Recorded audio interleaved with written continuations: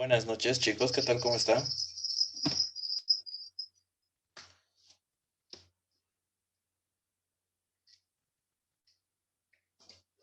¿Se puede escuchar? Buenas noches, Ingrid, si se escucha. Ya, ok. Bien.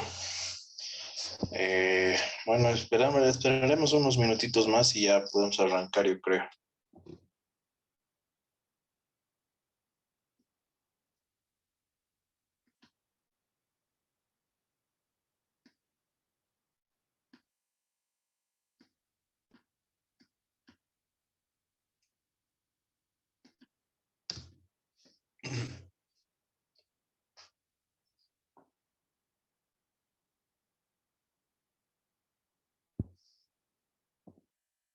Bien. La anterior clase quedamos pendiente con algunas exposiciones. No sé si están las personas, por favor. Sí, buenas noches. Sí, Inge, buenas noches. Buenas. Para ustedes, ¿quién quisiera empezar? Así vamos ganando un poco de tiempo. Joy, Yo voy a comenzar, Inge. A ver, le daremos paso a, a las damas y luego los hombres.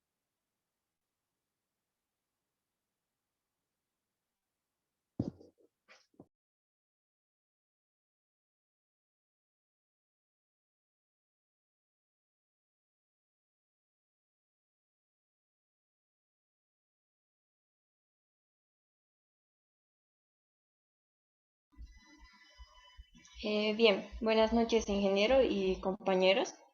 En esta oportunidad voy a exponer lo que es los diseños experimentales.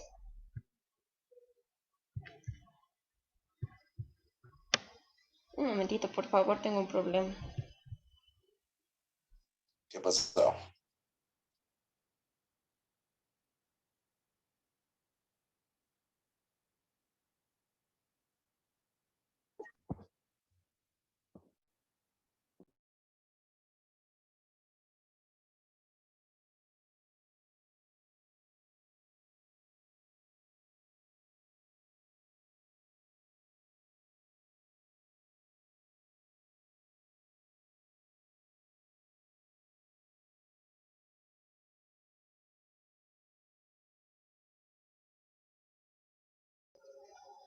Inge, uno de mis compañeros lo va a compartir, por favor.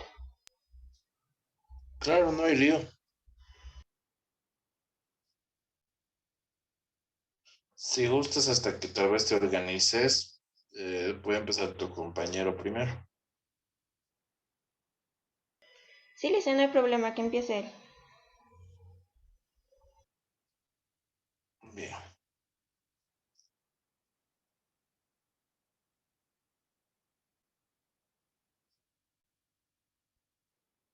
Está habilitado ya para que puedan compartir por si acaso. Ya así podemos empezar.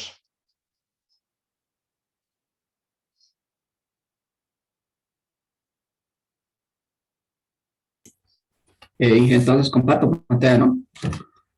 Sí, sí, José Luis.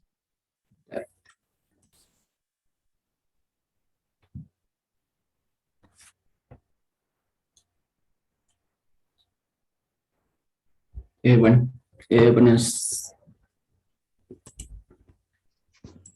buenas noches, Inge. Buenas noches a todos mis compañeros que están presentes. Bueno, yo busco sobre los diseños experimentales, cuasi experimental y enfocado más en series de tiempo. Cuando una de las variables cuantitativas es el tiempo, se denomina serie cronológica, serie de tiempo o series históricas. Una serie de tiempo es un conjunto de datos numéricos obtenidos en intervalos regulares de tiempo, como puede ser semanal, mensual, semestral, anual. El principal objetivo de las series de tiempo es hacer proyecciones o pronósticos sobre una actividad futura, suponiendo estables las condiciones y variables extras hasta la fecha, lo cual permite planear y tomar decisiones en el corto como también en el largo plazo. Componentes o movimientos de series de tiempo. Las series temporales presentan cuatro movimientos o componentes que son la tendencia secular, la estacional, la cíclica y la irregular.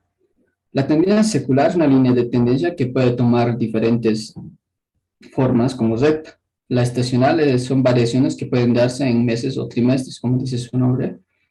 Y las cíclicas son, más que todo, tienen que ver con las oscilaciones respecto a una recta de tendencia, o sea, en picos y valles en años, ¿no? Y la irregular son aquellas que no se puede predecir, como enfermedades, las catástrofes, etc. Bueno, yo voy a explicar un poquito más y dar ejemplos sobre la tendencia secular. La tendencia secular son movimientos o variaciones continuas de la variable de modo uniforme y suave, por encima o por debajo de las rectas de tendencia. Ejemplos pueden ser de tendencia secular las ventas, las exportaciones, la producción, el empleo. Bueno, voy a dar un ejemplo sobre un análisis de tendencia por mínimos cuadrados. Aquí tenemos las fórmulas tanto de A y como también de B. Bueno, aquí tenemos las ventas históricas de la empresa ABC SRL. Tenemos los años, que son 5 años, y también las ventas históricas. Bueno, realizamos el procedimiento y tenemos X al cuadrado, y que sería años al cuadrado, ¿no? Y X por Y, que sería años por ventas. Una vez realizado ese procedimiento, realizamos las respectivas sumas y reemplazamos estas sumas en la fórmula de B primeramente y luego de A. Y con eso, con esos dos datos reemplazando en la fórmula, tenemos la ecuación de la línea de tendencia. Y con esta ecuación de la línea de tendencia vamos a poder hacer ya pronósticos para el año 2021, 2022, 2023. Bueno, aquí tenemos un pronóstico de ventas para el año 2021 y 2022, que tenemos 8.840. Es solo reemplazar en X. Una vez que tengamos la ecuación de la línea de tendencia, solo reemplazar en la X. En este caso, 2021 sería ya 6, por eso se reemplazó el 6. Y en 2022 ya sería el 7. De esa manera tenemos para el 2021 y 2022 las ventas, que en 2021 8.840 unidades, para el 2022 9.200 unidades, como un pronóstico de ventas. Es recomendable siempre hacer estos pronósticos para los próximos 2, 3 años como máximo, porque es mucho más seguro, porque si realizamos para el 2030, entonces no es seguro y ya el tiempo cambia, todo eso, entonces es recomendable siempre hacer para los próximos 2 o 3 años como máximo. Aquí tenemos el gráfico de las ventas históricas, con las líneas continuas, tenemos los valores reales y con los puntos, la recta de tendencia. Bueno, ahí termina la explicación, Inge. Muchas gracias por su atención. Bien, una consulta. ¿Cómo se encuentra esa ecuación de tendencia que mostraste? ¿Pudiste hallar algo acerca de eso?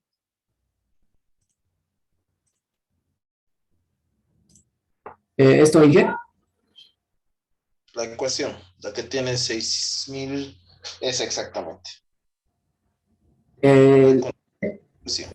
el B y la A los he emplazado en la fórmula, en esta fórmula. Ya. Reemplazando primeramente realizando ese procedimiento, ¿no? Entonces, las sumatorias los he emplazado en las fórmulas de B primeramente, luego de A, y una vez obtenido esos valores, decides reemplazar en esta fórmula, que eso sería la ecuación de la tendencia. Ya. A ver, volvete por favor a la diapositiva número 3 que tienes.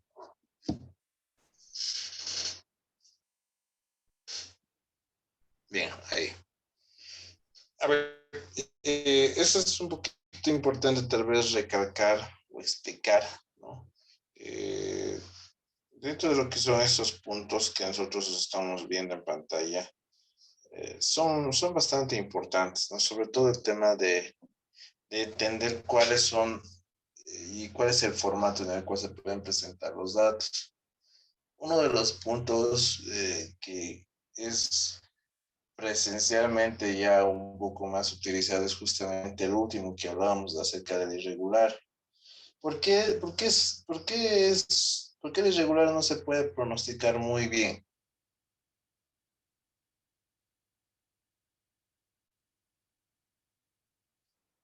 José Luis. Inge, pues porque, o sea, no se puede predecir. Por ejemplo, esta enfermedad del COVID-19 no se ha podido predecir, entonces algunas empresas han tenido muchos problemas, ¿no? Porque no han hecho un pronóstico de ventas, nada de eso, entonces a muchas empresas les ha afectado, por ejemplo, este COVID-19. Son por eso, son más que todo, que no se puede predecir. Bueno, sí, o sea, podemos predecirlo, pero no podemos tal vez tener la exactitud con la cual nosotros podríamos tener en otros puntos. Justamente porque, ¿no? Se puede decir ese punto en el cual nosotros nos encontramos y no podemos realizar más, se da muchas veces porque el pronóstico de esa tendencia, se puede decir así, tiene demasiadas variables, ¿no? Por ejemplo, nosotros podemos estar rodeados de, digamos, no sé, 4 o 5 variables, ¿no? De 5 aspectos puede determinar que nosotros, digamos, compremos un producto, ¿no? Pero en este caso, ahí se menciona que se tiene muchas más variables.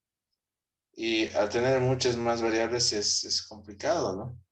Entonces, es uno de los casos que se ha presentado con mayor frecuencia, pero a eso también se han encontrado, ¿no? Puntos con ustedes, creo que hablábamos acerca de lo que era el estudio de mercado justamente que hicimos con la universidad para poderlo lanzar, pero obviamente ya cuando subieron los casos ya no se podía hacer mucho más la investigación, justamente por ese problema, ¿no? O sea, eran demasiadas variables y para tener control de las variables o observación teníamos que estar cerca de las variables, ¿no? Y en este caso implicaba eso, es arriesgarse al contagio.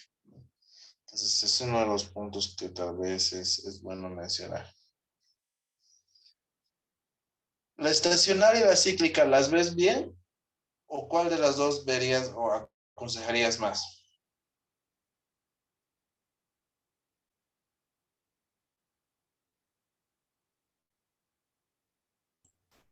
Inge, Entre la estacionaria y la cíclica, ¿por cuál te inclinarías más? por la estacional. ¿Por qué? Porque son más que todo variaciones por meses o entonces un poco más que podemos saber, o sea, tener con más claridad, ¿no? Si hacemos también un pronóstico de ventas, entonces con más claridad, mientras que la cíclica son más variaciones. Ya. La tendencia estacional es algo que está frecuentemente en nuestro entorno, sobre todo por el ámbito comercial, que cada uno va a tener, obviamente, ya posterior a su carrera. Todo en el mercado es estacional, especialmente en Bolivia, ¿no? Todo es estacional. Tenemos épocas marcadas en Bolivia. Por ejemplo, solo Cochabamba, ¿no? Hablaremos de Cocha. Digamos, principio de año, ¿no? ¿Cuál es la época? Era antes la época de bueno, del educativo, digamos, ¿no? Libros, cuadernos, o sea, todo, ¿no? Lleno. Llega febrero, estamos con el tema del carnaval, ¿no? Llega junio, tenemos San Juan, ¿no? Las calles también, la mercadería se empieza a cambiar. Y así vamos hablando, ¿no? Hasta llegar nuevamente hasta Navidad. Y es así, ¿no? Nuestro mercado es súper estacional. Es importante por eso que tal vez cuando queramos hacer algún análisis, ir viendo por partes, ¿no? Por diferentes estaciones en las cuales se analicen, porque hay comportamientos, ¿no? Y ese es uno de los principales puntos. Vuélvete por favor a la ecuación.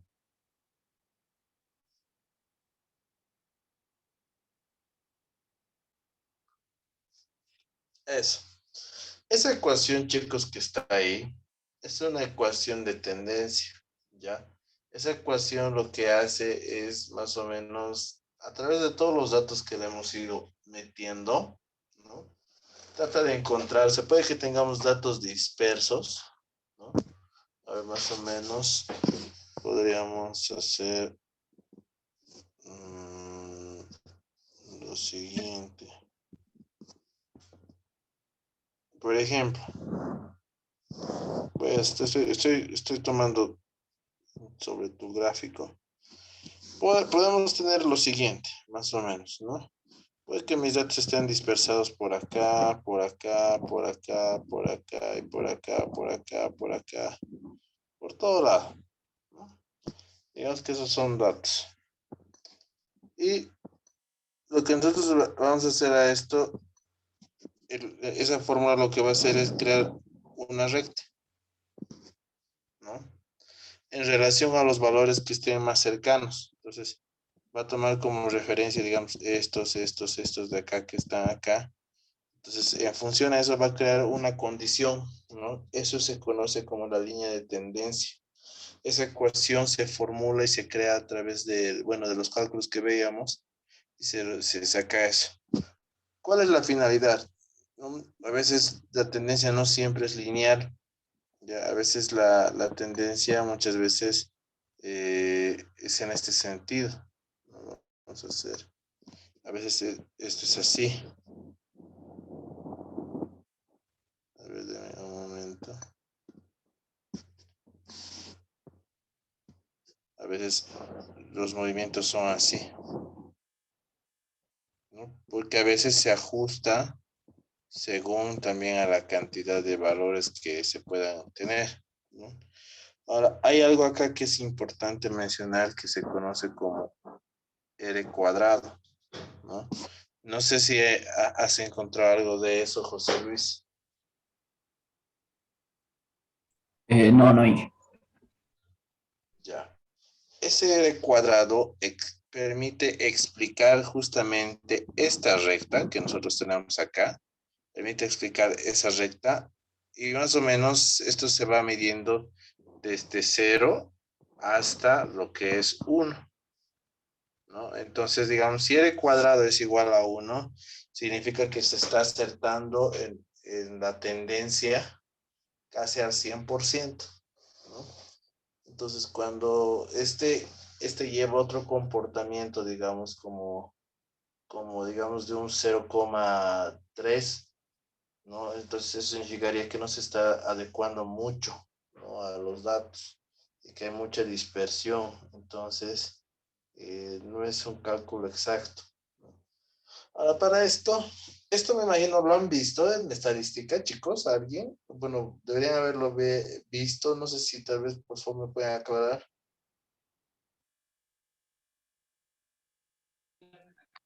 Sí, Liz, ya lo hemos visto en econometría.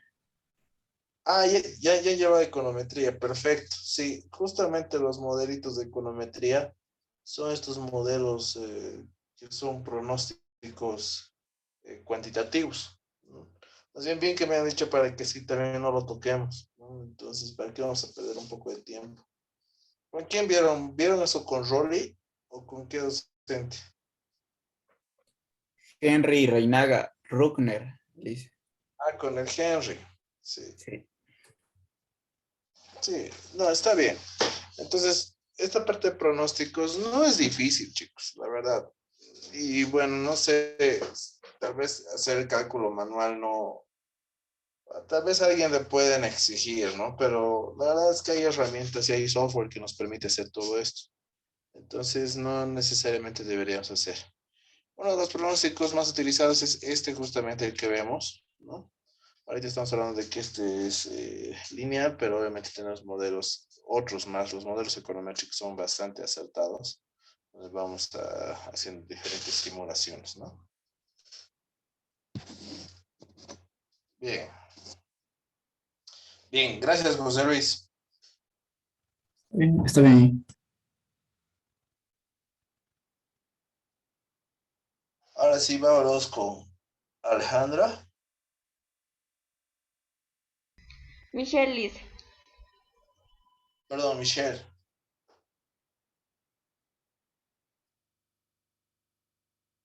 Vamos, presentado.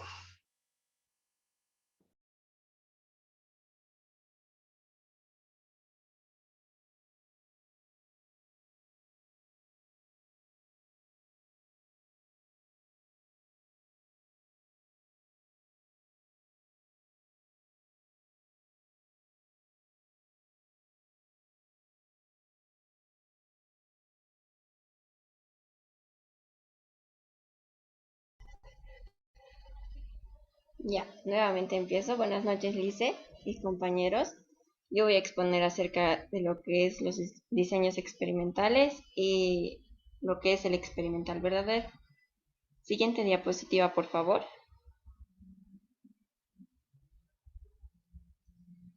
¿Qué son los diseños experimentales? Un diseño experimental es una técnica estadística que permite identificar y cuantificar las causas de un efecto dentro de un estudio experimental. Un diseño experimental también se dice que es donde se manipulan deliberadamente una o más variables vinculadas a diferentes causas para medir el efecto que tienen entre otra variable de interés. El diseño experimental encuentra aplicaciones en lo que es la industria, la agricultura, la mercadotecnia, la medicina y la ecología.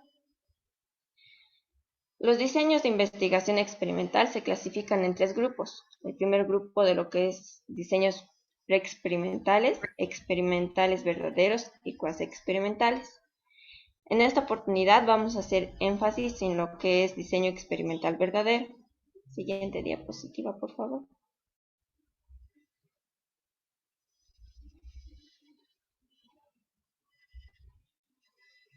Para entender mejor los tipos de diseños experimentales, vamos a usar los siguientes símbolos. Lo que es X nos dice que es la exposición de una variable independiente, la manipulación del tratamiento a un grupo de sujetos en lo que se determinarán los efectos.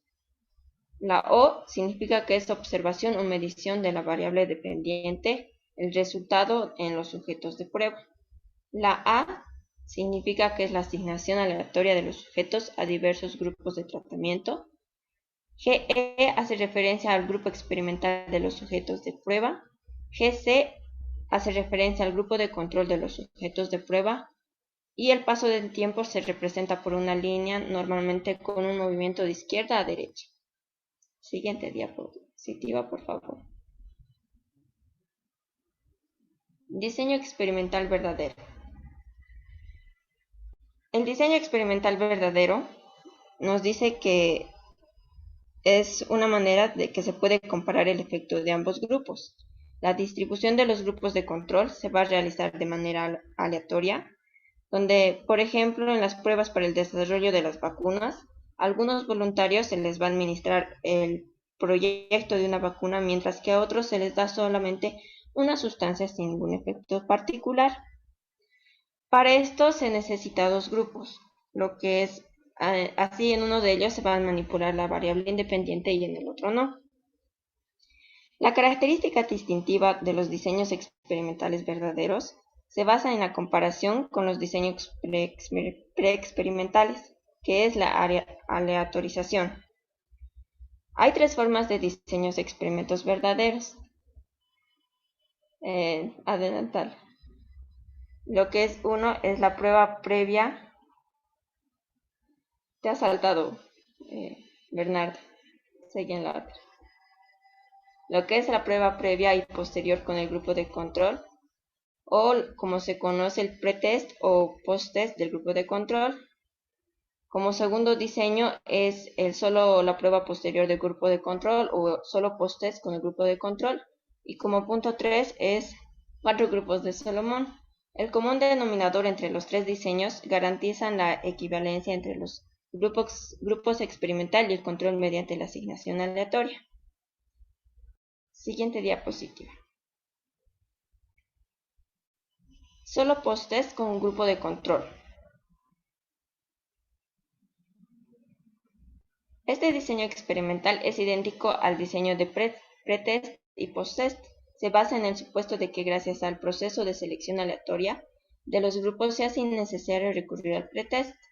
Es el diseño experimental más utilizado debido a su simpleza, en el que el grupo experimental se expone al tratamiento, pero el grupo de control no. Se simboliza de la siguiente forma. Lo que es el grupo experimental, elegidos aleatoriamente, que se expone a la variable con el resultado O, y el grupo de control, que es el grupo que no se expone a la variable con el resultado O. Siguiente diapositiva.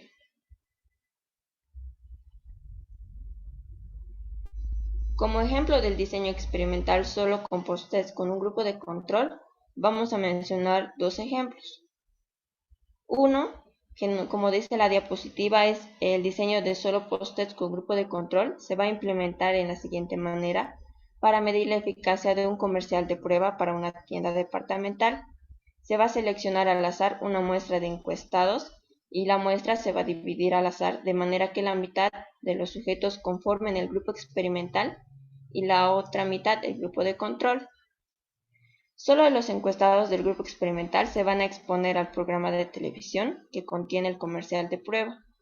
Luego se va a aplicar un cuestionario a ambos grupos para obtener medidas de post-it sobre las actitudes hacia la tienda departamental.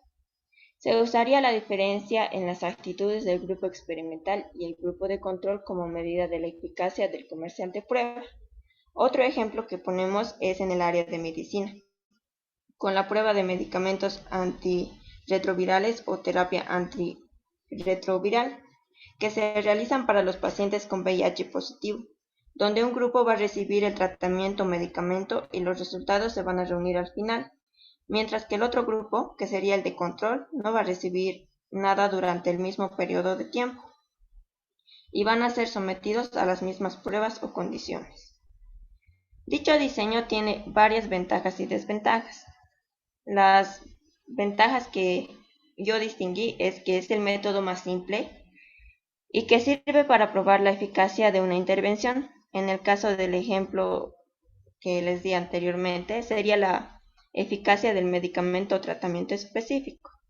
Como desventajas, tiene un alcance limitado, no es totalmente confiable y es débil para el sesgo de asignación.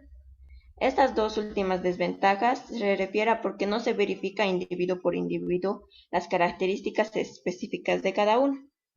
Siguiente diapositiva, por favor. Para nuestra presentación hemos utilizado la investigación en dos libros, en un PDF digital y en dos páginas web.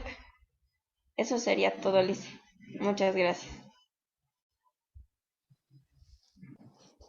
Bien, gracias a vos. Sobre todo por el último punto de la bibliografía, es parte importante siempre, o sea, resaltar de dónde se está rescatando la información. A ver, una consulta para solamente aclarar. ¿Cuál es la finalidad de colocar un grupo de control?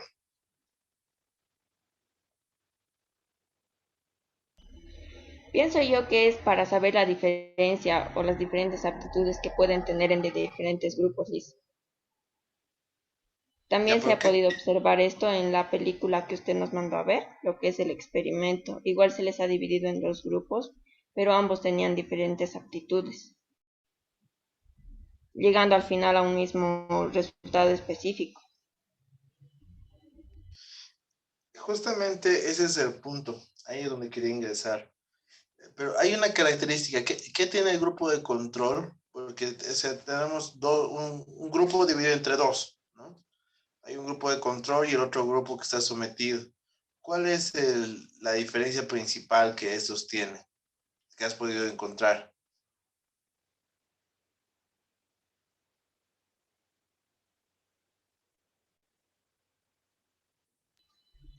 ¿Hay alguno que confirma el resultado, no confirma el resultado? Yo digo que al final el grupo experimental es el que va a confirmar el resultado, porque al otro grupo no se le está dando nada, nomás sería su lógica o la razón que tienen. O en este caso del ejemplo que puse, no van a representar nada, ningún cambio ante la enfermedad del VIH. Ya. A ver, justamente, a ver, cuando se hace este tipo de pruebas es bastante conocido y también utilizado, ¿no? Hay gente que lo utiliza. El único tema acá que se tiene es que algunas veces tenemos este pequeño inconveniente. Por ejemplo, ¿no? Lo que hablábamos de la película El Experimento. Teníamos dos, ¿no? Grupos, uno que eran los guardias y otro los prisioneros, ¿no? a quienes se les sometía a la presión, al trabajo, a las reglas, condiciones, eran los prisioneros. Si quieren, ese es el grupo de experimento, ¿no? Ellos estaban sometidos al experimento.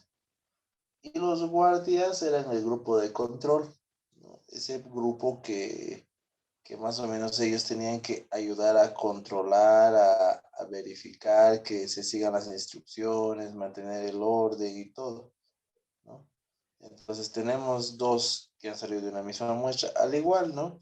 Todos han sido reclutados, ¿no? Y luego, según por perfil, los han ido clasificando. Entonces, eso es lo que llega a pasar.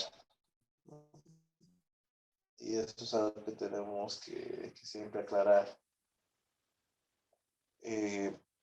Bueno, cuando tengamos, ya vamos a entrar hoy día, vamos a hacer un pequeño paréntesis en lo que estamos haciendo, porque estamos en una investigación descriptiva, ¿no? Vamos a hacer un pequeño paréntesis en relación a lo que es tocar el punto justamente de los cuestionarios, ¿no? Hablábamos de los 4 formatos de cuestionarios que tenemos, ¿no? Que son los presenciales, los por llamada, los vía correo y bueno, los que están en línea, ¿no? Cada uno tiene finalidades diferentes y también estructuras un poco diferentes. Pero justamente ahí es donde tenemos que hacer un paréntesis. Vamos a entrar a ver un poco acerca de lo que son diseños de cuestionarios. No sé si hay alguna duda, consulta, algo más, algo respecto a estos temas que hemos estado, bueno, hablando un poco acerca de lo que son las series de tiempo y todo eso, ¿no? Si hay alguna duda, consulta, pregúntenlo.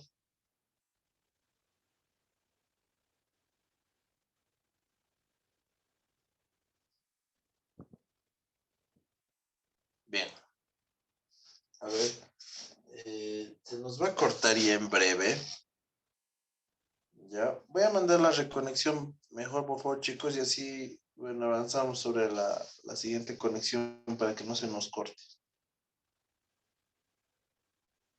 Entonces, denme unos minutitos y ya, vamos a empezar.